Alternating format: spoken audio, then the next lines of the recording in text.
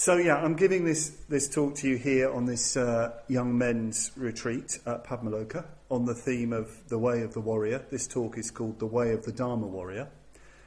And this is a really good theme, actually, a theme on the warrior. We don't often have retreats on warriors these days, do we? So it's really good to have a retreat on that. So I'm going to go back, actually, in time to 1978. I was 21. I'd been an order member for 2 years. At that time, I was living at what we called Sakavati, the old fire station in Bethnal Green, what's now the London Buddhist Centre. I was doing plastering work, and not great plastering work, and labouring, a bit of bricklaying, that kind of thing. It was an incredible time in the movement, a time of real development, things emerging.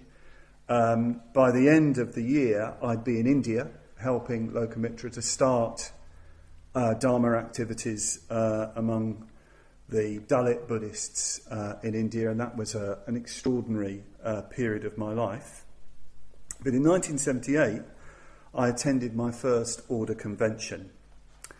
An order convention is a big gathering of the order.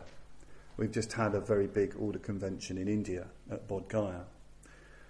In those days, a big gathering of order members was about 30 or 40 people, 40 or 40 order members, if that. We all went away to a big school in Sussex. And on this convention, Bhante Sangharakshita, the founder of our order, my teacher, led all the meditations, led all the pujas. Being a very keen disciple, I sat right out the front next to him.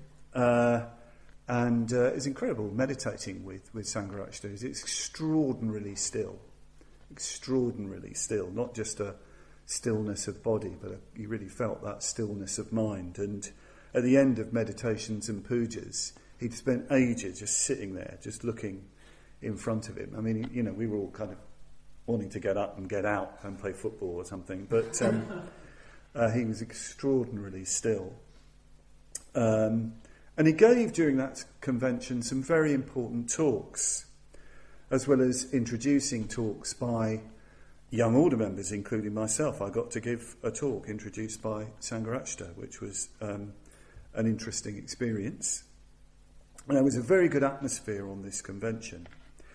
And Sangharakshita gave 3 very important talks. One on going for refuge, which is such a central theme in our order, talked about levels of going for refuge. Another talk on the system of meditation, which is quite a popular theme these days in the movement, just looking at the way in which our meditation practices hold together, how they form a kind of path. Talks of long-term significance. And he gave one other, not such a well-known talk, but it had a very big impact. Certainly a very big impact on me and some of my friends. It was a talk called A Vision of History. And he began his talk with stories, visions even of the Sangha, the spiritual community.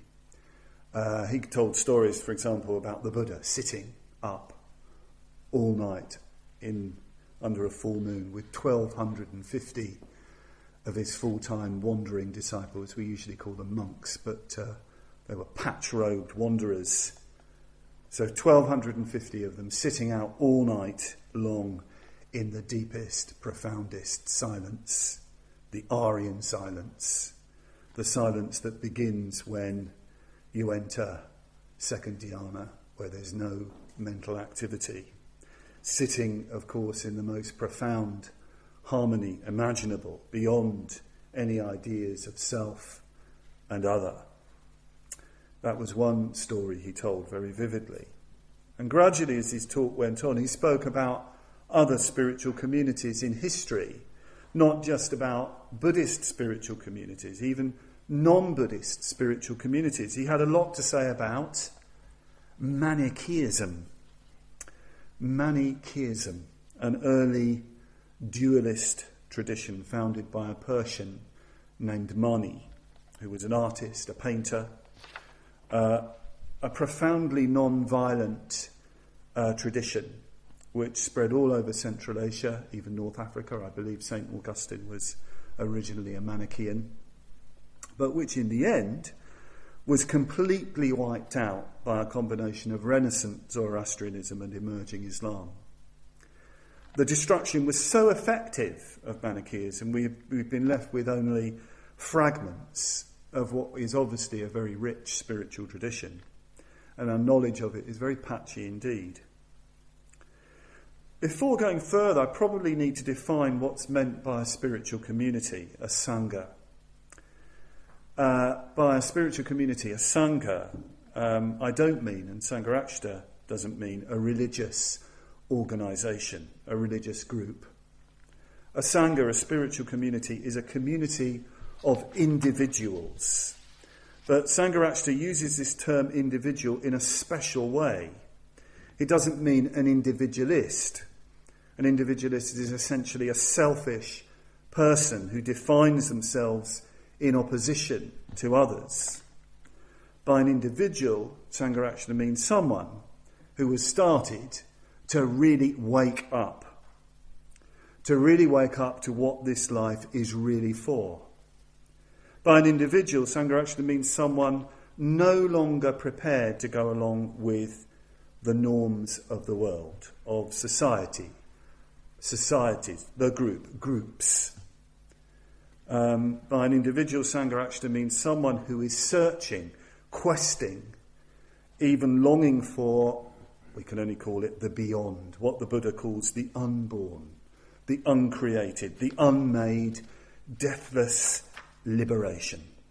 This was the way the Buddha described his own early motivation to go forth, to quest, to follow what's known as the Arya Pariyasana, the noble quest. An individual is someone who seeks nothing other than a total transformation. So a spiritual community, a sangha, comes about, happens, forms, when individuals like this come together in friendship, in harmony, in cooperation. They come together to live together, to practice together, to work together, to play together, sometimes simply to be together, sometimes to sort of challenge each other. And together they spark each other off. They inspire each other, challenge each other, provoke one another, and they explore, they quest together. And when that happens, when you get individuals coming together like this, a magic happens. Like 1,250 monks around the Buddha sitting in silence, in harmony. Something happens greater than the sum of the parts. Some other kind of consciousness which is very, very hard to put into words. And spiritual communities open out to others. They're not exclusive. They're not a clique. They open out to others who are waking up, who could wake up, who have woken up. Individuals in spiritual communities want, in the end, everybody to wake up and for this earth, this land, to become itself a spiritual community. So, having told us about spiritual communities and about Manichaeism, Sangharakshita, in that lecture, A Vision of History, told us what his vision of history was. And his vision of history is a vision of a battle, even a war, between spiritual communities of individuals and the group. That's his vision of history. It's a vision of a battle between those emerging creative forces that want individuals to wake up in all their uniqueness, in all their unique flowering, wants them to wake up in free association with one another without compulsion, to create sangha. That versus the group, those destructive forces that want uniformity, conformity, mediocrity, banality, homogeneity, that seek to reduce man to his lowest common denominator. Consumer, sex object, economic unit, appendage of technology, wage slave, however you want to call it. rather than what he really is in his distinctive humanness. Humanness. I'm using the word humanness as a translation of a very beautiful word in Marathi that I learned when I lived in Maharashtra in India. Marathi is the language of Maharashtra. Manuski is this word, manuski. It's a very, very powerful word in Marathi because it means seeing humans as humans, which is a very big deal in a society dominated by caste, dominated by seeing people in terms of their membership of a particular caste, a particular group, a particular region, a particular subcaste. To see a man in his humanness, to see him in his manuski, is an extraordinarily powerful thing to do. It means seeing him with dignity, being with him in his dignity, and you're in your dignity. And that humanness, of course, has the potential for so much more, to be a hero, a god, a bodhisattva, a Buddha. Those things are the unique flowering, full flowering of that humanness. So the spiritual community is all about the support and the development of that unique, vibrant humanness, that Buddha potential. So in that talk all those years ago, Sangharakshita was telling us that our own little, and it was very little and still actually is very little, spiritual community was part of a great history, a great tradition, a descendant of a great tradition of spiritual communities down the ages, of individuals coming together to form spiritual communities. We were part, therefore, of the battle, part of the war against the group. And he also said in that talk that in this battle the spiritual community conducts itself in an entirely different way to the group. The spiritual community cannot, for example, be violent, cannot use violence or power. If it did, it would cease to be a spiritual community, whereas the group has no compulsion about using violence and power, even to suppress spiritual communities. So it's going to be a very unusual battle. It's an unusual battle, an unusual war. And the warriors that make up the spiritual community, and they are warriors in a spiritual community, are very unusual warriors, very special warriors. They'll have to be. And the question is, do you want that challenge? Do you want to be one of those warriors? Do you want to engage in the struggle, in the battle, the war against the forces of uniformity, mediocrity, and banality that would repress the truly unique and distinctively human? Let's really be very clear. If you're interested in leading a Buddhist life, you have to be a warrior. On one occasion, the Buddha exclaimed to his full-time wandering disciples, let's call them monks, "Monks, we are warriors. Monks, we are warriors. And what are we fighting? We are fighting greed. We are fighting hatred.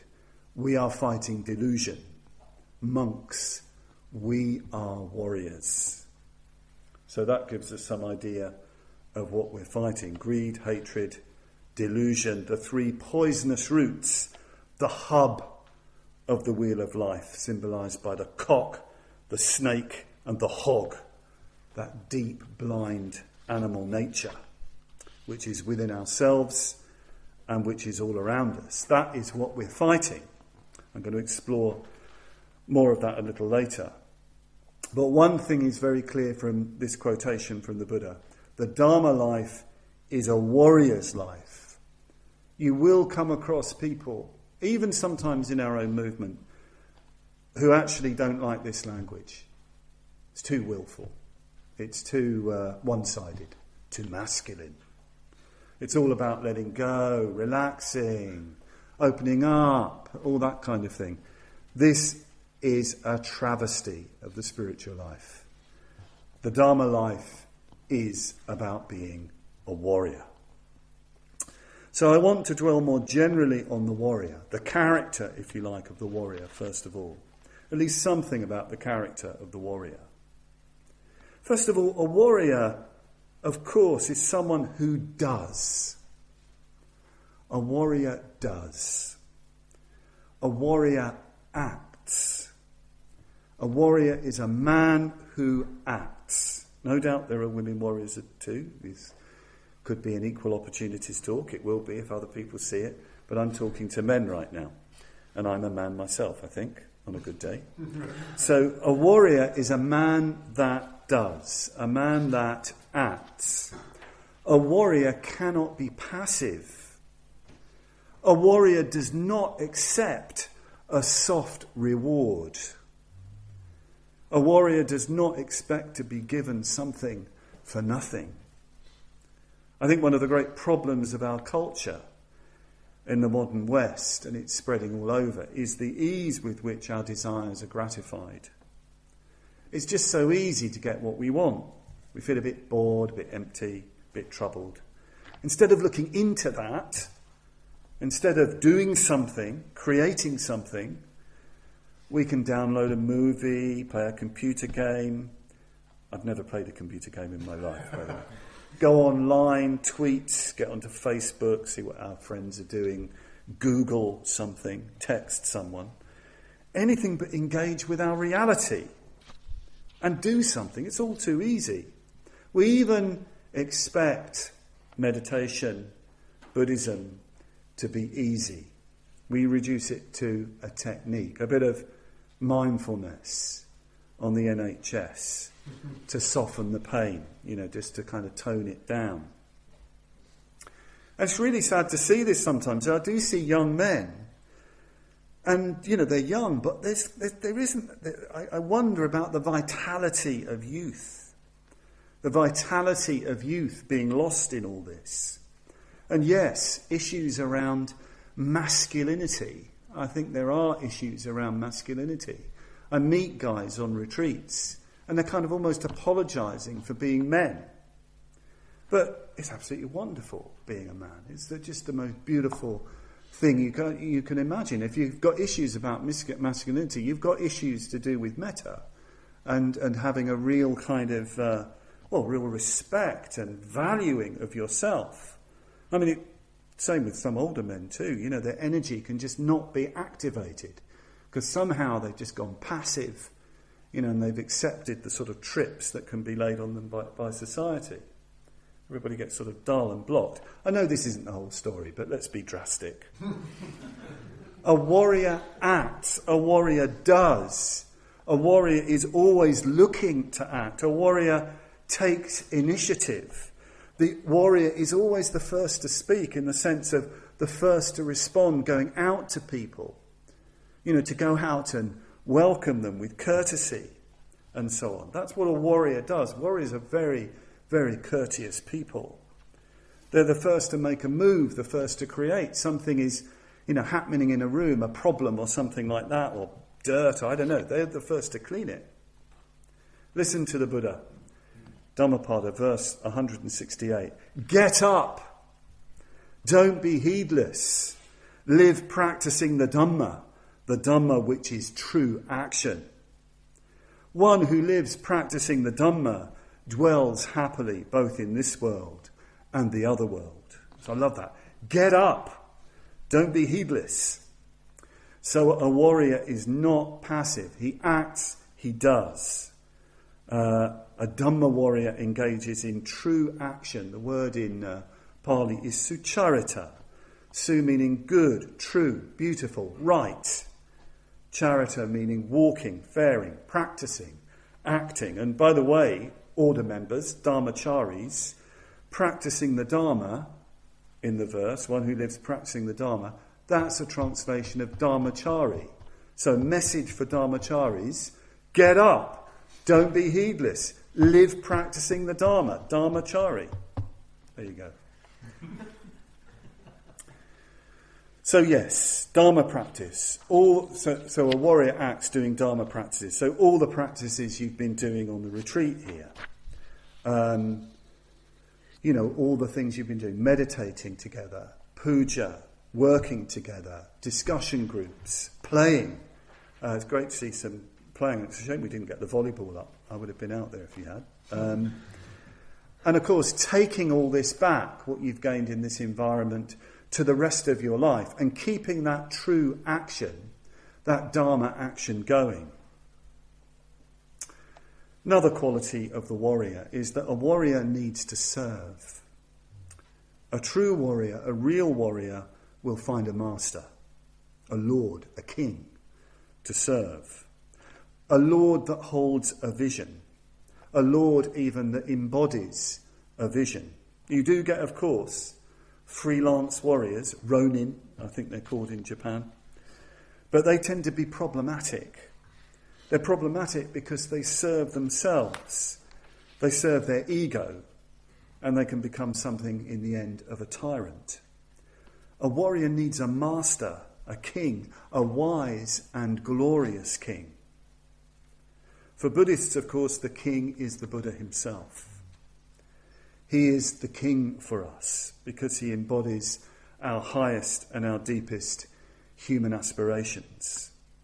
When we study, when we imagine, when we even imaginatively live through the life of the Buddha, and that's what we should do when we study the life of the Buddha, we follow the life of a Dharma warrior. He begins his life like us, trapped in a very, very worldly life, weighed down by it all.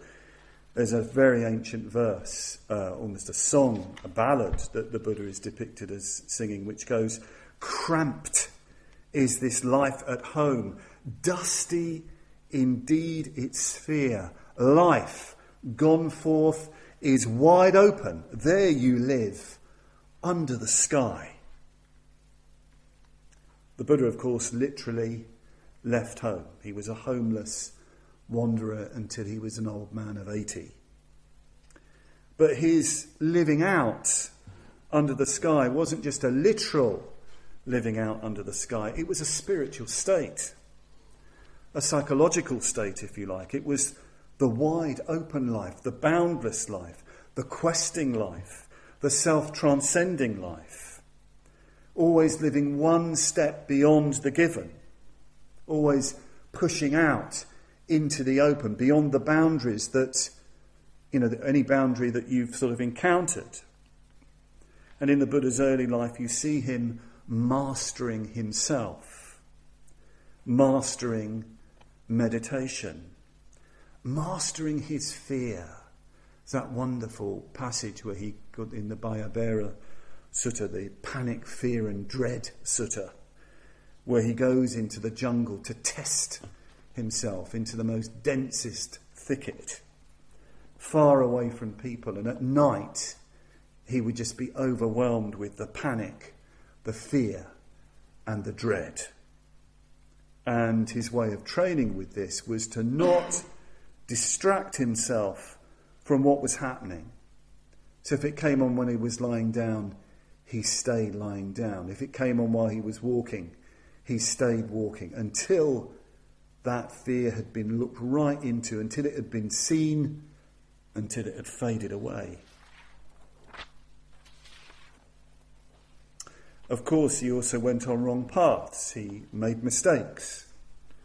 And you see him learning from his mistakes. You see this wonderful realization that he's wasted 6 long years of his life on a fruitless pursuit. That takes some courage. That's another quality of a Dharma warrior. A Dharma warrior can recognise their mistakes.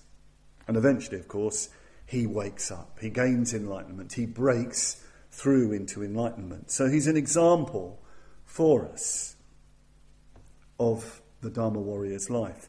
In a way, it's easier for us because if the Buddha is our master, we can follow the path he discovered. We don't have to kind of make it up ourselves. We don't have to go on those wrong paths. Well, at least not so much, although we do. But we can follow the path that he discovered. So he embodies our ideal and we follow his path. We train in his training. We train in his teaching. So a warrior has also a quality of receptivity. A Dharma warrior has a quality of receptivity to the Buddha. There's reverence for the Buddha. A warrior will look up to the Buddha and see that the Buddha just embodies so much. The word I'm using this word reverence. It's a translation of the Pali word garava. And the etymology of garava is interesting. It means that which has weight, that which is weighty for you and really makes a deep impression on you. That's what you revere. That's what you look up to, because you've been deeply touched by the quality of somebody. A warrior will have even more than reverence. He'll have faith, confidence in his teacher, and even devotion to his teacher. And there's a great sense of courtesy in a warrior. Warriors actually have, very importantly, the so-called feminine qualities. So-called feminine qualities. They can revere, they can be tender, they can adorn, especially in devotional practice like puja, the embodiment of their ideal. And for a warrior, the Buddha is not only the master, the warrior regards the Buddha as extremely beautiful. The Buddha is extremely beautiful to the warrior. So there's this strong emotional connection with the master. So that's very important, that a warrior feels to the Buddha this quality of a strong, intense, positive emotional connection. This is what puja, by the way, is all for. And it's why we have all these paintings, all these images with their colours and symbolism. These all embody qualities of the Buddha, qualities of enlightenment, qualities of the master that can really speak to us. This is really very, very important. All this imagery that's developed in Buddhist tradition, it's all developed because people have different ways into enlightenment, different ways of approaching the Buddha. So if you find yourself being really fascinated by a particular image, with its particular colours, its particular gestures, that's your way in to enlightenment, because you have this fascination and this strong emotional response. And we need this strong emotional involvement. If we don't have this strong emotional involvement, sooner or later, our emotions will go elsewhere. There's a story from a sutra about Ananda, who was, of course, the Buddha's very close personal friend and attendant. And Ananda got into a bit of difficulty. One day when Ananda was out begging water, I think, he met somebody named Matangi. And Matangi was a bit of a black magic lady, black magic woman, you might say. And she wanted Ananda married off to her daughter. So she put a spell on Ananda, a kind of love spell, one of those hexes. And Ananda, when he saw her daughter, completely lost it. Completely went, over the top, head over heels, in love, wanted to give up the Dharma life, the gone forth life, the Dharma Warriors life, wanted to settle down, have a family and all the rest of it. It was completely and utterly gone. It happens. The Buddha didn't rebuke him. This is really interesting. The Buddha didn't have a kind of go at him and tell him off for being a bad boy. He just asked Ananda in his state of crisis a question. He said to Ananda, "Why did you leave home and follow me? Why did you go forth into the homeless life and take me as your teacher, as your master? Why did you do that?" And Ananda thought for a moment and he said, "Because of your beauty. Because I found you very beautiful." And the Buddha was, it seems, a very, very attractive, fascinating presence. I mean, imagine seeing the Buddha in his prime, that mindfulness, that dignified, upright bearing, that radiant quality. There's that kind of mystery around him, that fascinating quality. It seems, when people are around the Buddha, they'd feel that anything could happen. Anything is possible. Anyway, as soon as Ananda said, "Well, it was because of your beauty, because of your fascinating quality," the spell was broken. And he found his way back to the Dharma. So find your king. Find your wise and glorious king. And if you find your wise and glorious king, if you find your master who embodies the ideal for you, whose training you can follow, who is very beautiful and attractive to you, you will also find your companions, your fellow warriors, your brothers in arms. Again, this is something of very great importance. A warrior is not a soloist. He's part of a band. He's part of a community, part of a spiritual community in which there are strong bonds of brotherhood and of friendship and of real care for one another. Some of these brothers will have great experience of the battle. They will be our Kalyana Mitras, as they're called, our spiritual friends, even our teachers. Others, of course, will be on a similar level of experience to us. Others at a less experience than us. But the bonds of friendship are strong between them all. And they need to be, because this is a very tough battle, a tough war against a formidable and dangerous foe. And that foe is Mara. Mara. That's a way of describing the foe. Throughout all Buddhist texts, in all traditions, there is regular reference to Mara. He makes his most dramatic appearance in certain versions of the life of the Buddha. And in those stories, Mara does everything he can to break the Buddha's resolve, to break his movement towards enlightenment. Mara does everything he can because he knows that this man is about to break free. And if he breaks free, then the way will be open for everybody, for all beings to break free.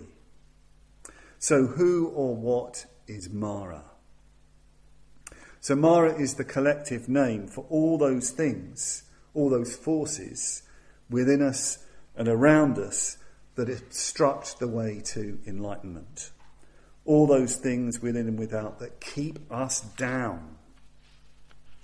Mara is all those forces of uniformity, mediocrity, banality that want to prevent the emerging of that unique individual urge towards self-transcendence, liberation. The brilliant sun of wisdom and loving kindness is a great enlightenment verse of the Buddha, said after his enlightenment. When things grow clear to the blazing, meditating shaman, the Buddha describes himself as a shaman here, when things grow clear to the blazing, meditating shaman, he shines like a great sun, routing the hosts of Mara. Interestingly, Mara has no one personification. You'll never find, as far as I know, in any kind of book on Buddhist art, a picture of Mara. He's a shapeshifter.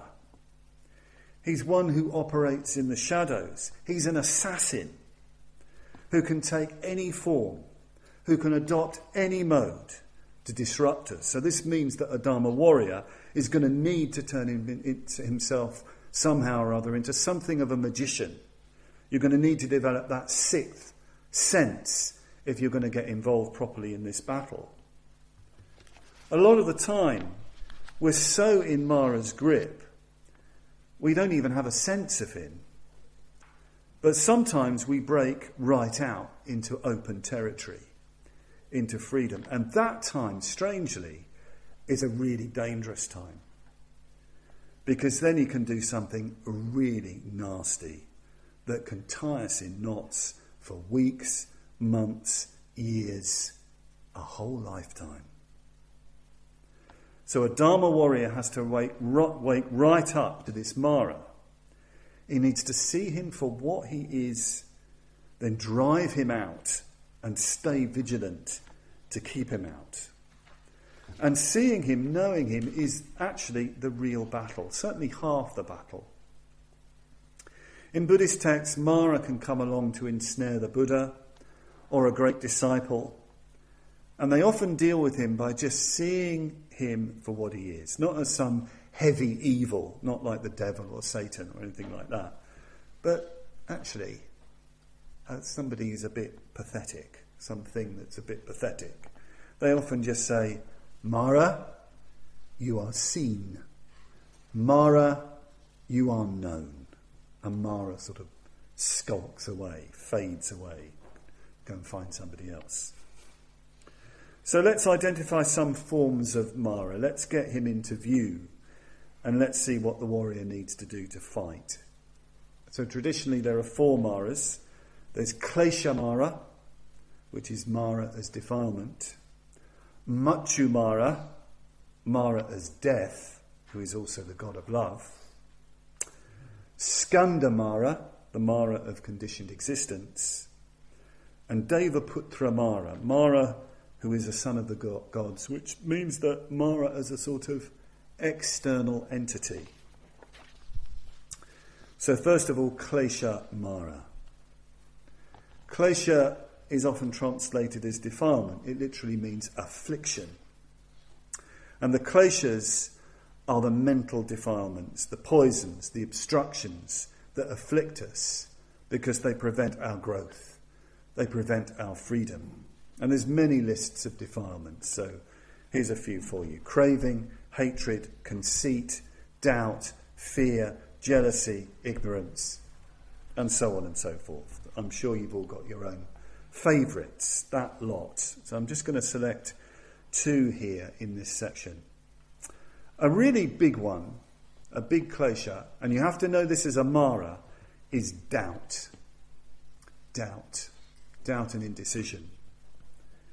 There's that wonderful moment in the life of the Buddha with Mara's attack, when Mara sort of adopts the form of a kind of barrister, a lawyer,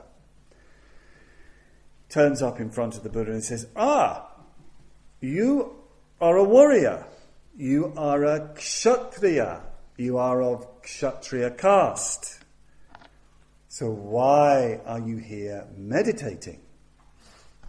How are you doing that? That is not somebody of your caste should be doing this thing.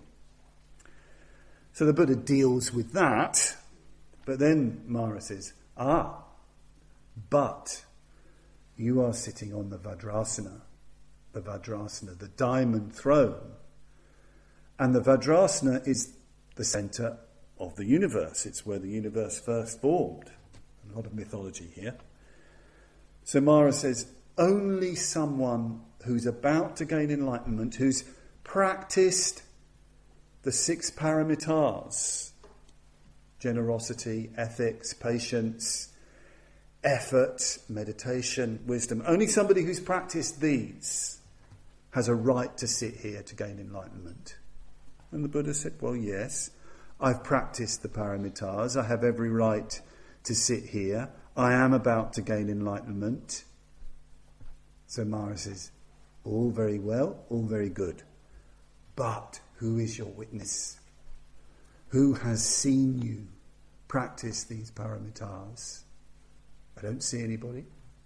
Very dramatic scene. He really is a slimy kind of lawyer.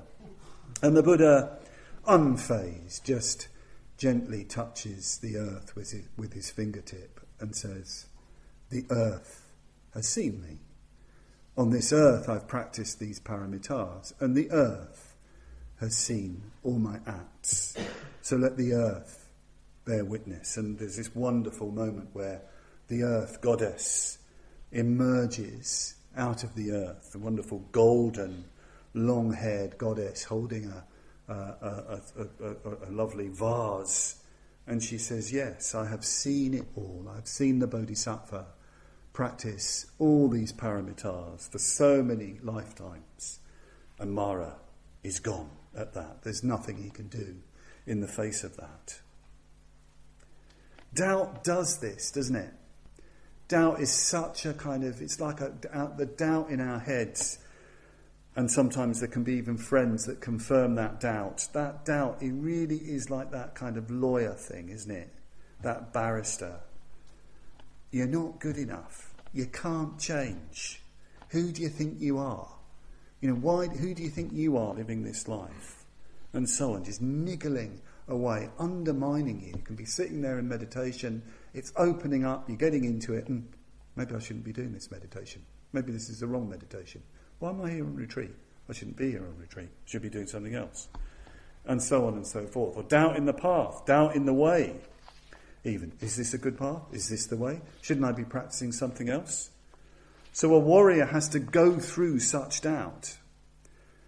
And this doubt is really, what it really is an unwillingness to really commit ourselves to something. It's a wavering, an indecision. And this doubt creates such a fog. There's a Hindu goddess called Mohini, meaning the deluder. And that's what we can end up in if we entertain this doubt about ourselves, about what life is for, about really doing something. We get into this fog of delusion, fog of confusion. And as I say, that might not just be in ourselves, there'll be other people only too willing to encourage us in that confusion. You know, I was talking to a guy the other day, a very, very bright young man, and he just gets so conflicted about what to do in terms of his commitment to something. And you just want to say, just act, anything, as long as it's skillful. Just do something. Get out of the fog. But the Buddha is very strong. He calls the earth to witness. The goddess of the earth has seen and known all skillful action, and she rises up. So what I see that as meaning is the warrior needs to touch the earth of his aspiration, the earth of his faith, the earth of his efforts. You know, it's so important to recognise the efforts that we're making, the efforts that we have made, and to touch those. Or go to a friend, go to a wise spiritual friend and ask him to be the witness of your efforts. Ask him to be the witness of your aspiration. And this is what happens when we get ordained, by the way. Ordination isn't a sort of external ceremony. There is an external ceremony, but the meaning of ordination is that you're going for refuge, your commitment to the Dharma life, free of doubt, free of confusion, is witnessed and testified to by your spiritual friend. And this creates a tremendous release of energy in you. I mean, though, if you're really not sure what to do in this life, sometimes people get into such a pickle they don't know what to do. Help someone. Do something for others. This was the answer of Dada Rinpoche, one of Sangharakshita's teachers, when he was asked by somebody, I don't know what to do. I don't know what the best thing to do is. So many options open to me. And Dada Rinpoche said, help someone else. In other words, stop thinking about yourself. Because sometimes in this doubt there can be a real conceit. A real conceit.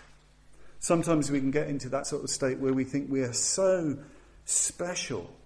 I need to find that special thing that really expresses my special genius. And you see people sort of faffing around in the grip of this doubt and conceit. It's not just doubt, it's a kind of conceit. They're the special one. The special one. And it's just nonsense. None of us are special, actually. No, unique, but not special. Feeling that you're special is such an ego trip, and we really need to get beyond it. Warriors get beyond that. Warriors need to get beyond that. And if you're faffing around, well, listen to this from the Buddha, from the Dhammapada. Those who have not led the spiritual life or obtained the wealth of merit in their youth, such as these brood over the past like aged herons in a pond without fish. Those who have not led the spiritual life or obtained the wealth of merit in their youth, such as these lie like worn-out arrows, lamenting the things of old. So the Buddha's very clear. While you have some youth, some health, some energy, get on with the Dharma life. Create the wealth of merit. The wealth of merit, what that really means is develop momentum through skillful action. That's what merit really is. It's a momentum, an energy, a passion even. Be like a heron flying through space. Be the freedom of that arrow loosed at immortal, deathless targets. Don't let the Mara of doubt and conceit ensnare you. So the second klosha I want to mention is ill will, resentment, hatred, grudge holding. You know the territory. In the life of the Buddha, Mara comes as his army. He creates this army, this massive, monstrous, demonic horde. I mean, they really go to town in Buddhist art with this. You see these, fantastically sort of misshapen, multi-headed, gaping-mouthed demonic hordes appearing, chucking flaming coals, missiles, nuclear warheads if they had them, all sorts of stuff. And there's just a threat of massive violence on the Buddha. Imagine that. You're sitting there under the Bodhi tree, moving deeply into meditation, and then suddenly there's this massive, violent, demonic horde who are going to do you over. And they're shouting as well, kill, strike, slay. And the Buddha is a warrior. A normal warrior, out of fear, would respond with hate and violence. The Buddha was no normal warrior. He was a Dharma warrior. And it's said that he just looked at all this and he embraced all this violence with powerful metta, powerful loving kindness, great love, maha maitri, a love bigger than all of that violence. And there was a magical transformation. The missiles just started to turn into red lotus flowers, which just fell as an offering around the Buddha, just hung in the air around him, adorning him, beautifying him. We need to recognise hatred, ill will, resentment, grudge holding for what they are. They are Mara. We often try to rationalise these things. They need to learn. They need to learn. So it's okay if I'm really angry with them. They hurt me. I can't forgive them because they need to learn. We come up with all sorts of rationalisations, in our relationships of various kinds. But the Buddha is very clear in the Dhammapada. Hatred is never pacified by hatred here in the world. It is only pacified through love. This is an eternal law. And by love, the Buddha doesn't mean nice, sweet, flabby sentiment. He's talking about the cultivation, the activation of a powerful, transforming force. It does begin in a very humble way. It does begin, actually, with ordinary friendliness. Ordinary friendliness, that's the start. But if you practice the Padmavajra, if you're persistent, if you keep going, eventually you start to open up to a great, overwhelming wave, of real transforming loving kindness that transforms your own hatreds and can even start to pacify the hatred and violence around you. And then we can be a great force of good in the world. The Buddha was certainly like that. You get the impression of somebody of enormous dignity, protected by this powerful force that he was in tune with, open up to, that he developed, that could just not affect him or destroy him in any way, even if people were abusive to him, even if people threatened violence. He was just too big to be pushed around. So secondly, Machu Mara. Mara as death. This is also Mara as Kama Deva, the god of love or sensuality, the Indian Eros. So Mara as death is the same as Mara as Eros. So let's have a look at Mara as the god of love. We've already seen a bit of that with Ananda. It's very easy to fall under the spell of the god of love.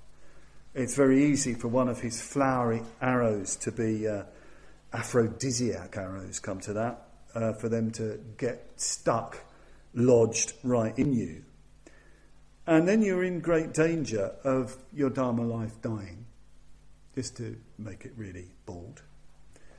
yes, I've already told you about there's so many stories about this. I've told you about Ananda, but so many stories of Dharma warriors opening up to the greater reality, alive, open, and bam, they're ensnared, caught up. You know, one of the things that the Mara sends to the Buddha at the time of his enlightenment are his daughters, and they really put on a show. I mean, it's absolutely everything. Romance, sex. I mean, you read some descriptions in Buddhist texts. I mean, and these texts were kind of recorded by monks, and you kind of wonder. Very, very, very sexy and sensuous. I think if we were presented with them, we'd be gone. We'd be utterly gone. But if we go, if we fall into that, it so often happens. It all can be seen so sort of creative and poetic and psychedelic, you know, when the God of love kind of ensnares us. The thing is, though, in time, it becomes incredibly dull. And we end up with a very sort of, for want of a better way of putting it, bourgeois existence. This is why we need to find the beautiful, the fascinating, the love, even the ecstatic love, in the Dharma life. A Dharma warrior needs to find this. We need to kind of find it with our brothers in a particular way. We need to transform it. Warriors will dance to ecstatic rhythm with other Dharma warriors. I don't quite know what that means. It just sort of came to me when I was writing. But that actually is what happens. We need something of that. And true warriors kind of dress up and enter the ritual, enter the dance. We need to have that quality of the ecstatic in our Dharma life. And yes, see the Buddha, see enlightenment as utterly beguiling and fascinating. Buddhist tradition has been so concerned about this. You even have a bodhisattva, which is a sort of goddess, who embodies enlightenment as fascination. This is Kurukula, the beautiful, fascinating Kurukula. She's a red, semi-naked goddess with a tiger skin miniskirt, decked in beautiful red lotus flowers, holding a bow and arrow and goads and hooks and lassos, and she sends out the aphrodisiac arrows to draw people to the Dharma. Meditate on Kurukula and you won't want for anything.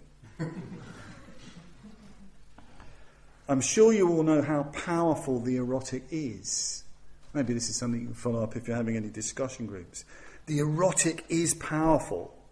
Sex, love, romance, passion. That energy somehow or other needs to be present in the Dharma warrior's life. It's got to come in. It's got to come in. One way of looking at that is you need to bring all your creativity, all your ingenuity to serve the Dharma life. Don't leave out material, things that you do, interests that you have, that are really important to you, that you really love. Somehow you need to connect those deeply with the Dharma. And yes, there are times when you can feel that you're sort of surrendering to, for want of a better way of putting it, Dharma passion, Dharma raga. And then you feel a different kind of death coming on, a sort of spiritual death, the death of conditioned being itself. A warrior needs to go through real spiritual death, through surrendering to Dharma passion. So this brings us to Skanda Mara, the Mara of conditioned existence itself. The Mara of constructed, habitual, limited existence. This is a very subtle Mara. Sometimes Mara is called the Lord of Limitations. When a Dharma warrior begins to go deeply into the Dharma, what starts to happen, the very boundaries of his being start to get threatened. The deeply habitual forces begin to get very threatened. Sometimes you can feel this, you can experience this, you can have an incredible opening up in meditation. Maybe in friendship and communication, you can feel sort of self and other dissolving. That deep, real, authentic meeting with someone. You want to go through the door that's opening. You feel that deeper commitment to the Dharma warrior's life happening. Maybe what's opening up is a more full-time commitment to the Dharma life. Maybe you can feel that you want to give up on career, family expectations, views about what constitutes a respectable, happy life. Or if you have existing responsibilities, you just feel that you need to make a change so that you can actually start to do something different. At these times, Mara tries to assert himself strongly. You start worrying about future security, respectability, what would mum say, status, all that sort of thing can arise. But the Dharma warrior really has nothing. If you're going to be a Dharma warrior, you have to be poor. I don't mean that you haven't, that you're literally a pauper, but poor in the sense that there's kind of no security. Sanghanista said at the beginning, I got involved when I was 17, ordained when I was 19. I had no education to speak of. I've had no career. I've never really wanted status. It's not that in a way I had any choice. I think the Dharma was just so strong, and I felt frankly, I really didn't think I was going to make it in the world.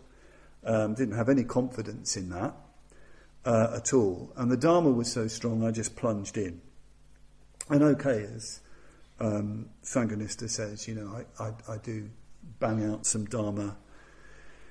I ordain people sometimes and all that sort of thing. But really, all those things, all those labels, don't, in a sense, mean anything. A Dharma warrior is a kind of Dharma tramp. A Dharma bum, a Dharma nobody, actually. Because in the end, everything is going to be taken away. Actually, we have nothing at all. We really don't have anything at all in the end. There's a verse from the Perfection of Wisdom that keeps coming back to me, which goes, in form, in feeling, will, perception and awareness. They're the skandhas, that's conditioned existence. In form, in feeling, will, perception, awareness. Nowhere in any of them the Bodhisattva finds a place to rest on. Without a home, the Bodhisattvas wander. Ideas never hold them, nor do they grasp at them. The Buddha's enlightenment they're bound to gain. We're all actually in that condition. We're all wanderers anyway. If you like, the skandhas are a kind of house. Our body, our world is like a house. We're here for a while and we're passing on in the broken down house of existence. We're wandering. We can be, if we want to be. We can turn this wandering into wandering Dharma warriors, wandering together to liberate everybody from Mara. Let's go to the fourth Mara. Devaputra Mara, the Mara who is a son of the god. This is a kind of actual external force of obstruction. I see this Mara as the sum total of collective klesha, skandha, of everybody, which is more or less organised and institutionalised into the forces of stagnation and spiritual drought. It's interesting, it's another name of Mara is Namuchi, who was a drought demon. So Mara represents complete spiritual drought, spiritual infertility. So Mara as the external force is everything that just holds everybody down. And we need to be part of that battle against that. Warriors for the creation of Sangha, of spiritual community. Warriors to liberate the unique, the uniquely human. Warriors to liberate the self-transcending life. Warriors for the emergence of the beautiful from the forces of uniformity. And it's a real battle, but it really is possible to do something. It might seem very, very humble what we do, but something different can come into being.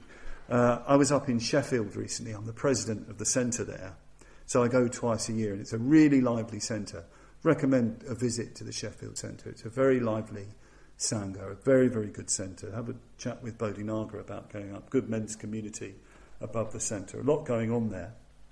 And I was talking to a Dharmacharini, a woman order member, who works in the NHS. And, you know, she works well with her colleagues. She's very committed to her work, to helping, you know, she works particularly with troubled children and youth. But she said something has happened in the last years where it's just getting more and more unpleasant. It's just getting more and more unethical, the way people treat each other, the way they're treated by management, the kind of competitive atmosphere, the lack of consideration, more and more stress. I mean, I hear this from all sorts of people who are working in the world, teachers who come here and so on. It just sounds people are really being put through the mill. And she said she felt it's a kind of perilous situation because she can feel it getting worse. But she said the really interesting thing was to notice one day going to the centre, the Sheffield Buddhist Centre, getting to there's a sort of path that goes up a hill to the centre, inside the centre's grounds, standing at the bottom of this path and actually feeling she was entering a kind of refuge, entering an environment where she didn't have to be like that, entering an environment where her individuality, that unique flowering, could happen for her and for other people. And what an incredible thing that was, and how it kind of sustained her in that work, very important work that she was doing in the hospital. I was very touched to hear that, very moved by that. And it kind of woke me up because I have a very privileged life living here and living in all sorts of other places. But it just gave me enormous confidence that we can do something, that we can push back these forces that are just going to repress the human. We need to liberate the land from the hog of ignorance. We need to forget ourselves. We need to forget our self-seeking and enter the fray. We need to be Dharma warriors who will restore the land for a world reborn. So I'm going to end with a vision of a warrior, a lord actually, and his warriors. It's a fragment of a poem by David Jones, an unjustly neglected Welsh poet and painter who actually was a Londoner, but very strong Welsh roots. He died, I think, in the 60s. This is from a fragment called The Hunt, and it's based on an old Arthurian myth. I love his description of the Lord rooting out the hog. Just listen to this.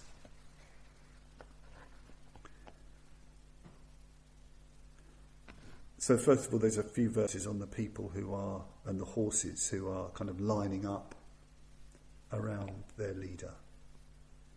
When the free and the bond and the mountain mares and the fettled horses and the fourpenny curs and the hounds of status in the wide jewelled collars, when all the shining aria rode with the diademed leader who directs the toil, whose face is furrowed with the weight of the enterprise, the lord of the conspicuous scars, whose visage is fouled with the hog spittle, whose cheeks are fretted with the grime of the hunt toil.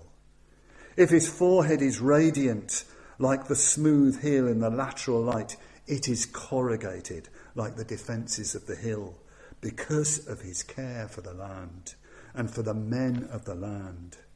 If his eyes are narrowed for the stress of the hunt, and because of the hog they are moist for the ruin and for love of the recumbent bodies and that strew the ruin.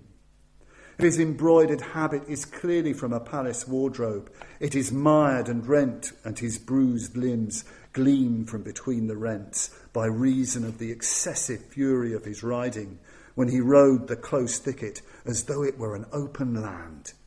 Indeed, was it he riding the forest ride, or was the tangled forest riding? For the thorns and flowers of the forest, and the bright elm shoots and the twisted tanglewood of stamen and stem clung and meshed him and starred him with variety. And the green tendrils gartered him, and the briery loops galloon him with splinter spike and broken blossom twining his royal needlework. And ruby petal points counter the countless points of his wounds. and from his lifted cranium, where the priced tresses dragged with sweat, stray his straight brow furrows under the twisted diadem, to the numbered bones of his scarred feet, and from the saturated forelock of his maned mare, to her streaming flanks, and in broken festoons for her quivering fetlocks. He was caparisoned in the flora of the woodlands of Britain, and like a stricken Newman of the woods, he rode with the trophies of the woods upon him, who rode for the healing of the woods and because of the hog. Like the breast of the cock thrush that is torn in the hedge war, when bright on the native mottle the deeper mottling is, and brighting the diversity of textures, and crystal bright on the delicate fret the clear dewdrops gleam, so was his dappling and his dreadful variety. The speckled lord of Prydain, in his twice embroidered coat, the bleeding man in the green, and if through the trellis of green and between the rents of the needlework the whiteness of his body shone, so did his dark wounds glisten. And if his eyes from their scrutiny of the hog track, and from considering the hog, turned to consider the men of the host, so that the eyes of the men and of the host met his eyes, it would be difficult to speak of so extreme a metamorphosis. When they paused at the check, when they drew breath, and the sweat of the men of the host and of the horses salted the dew of the forest floor, and the hard breathing of the many men and of the many dogs and of the horses woke the fauna cry of the great forest and shook the silent flora, and the extremity of anger, alternating with sorrow on the furrowed faces of the aria, transmogrified the calm face of the morning, as when the change wind stirs and the colours change in the boding thunder calm, because this was the day of the passion of the men of Britain when they hunted the hog, life for life.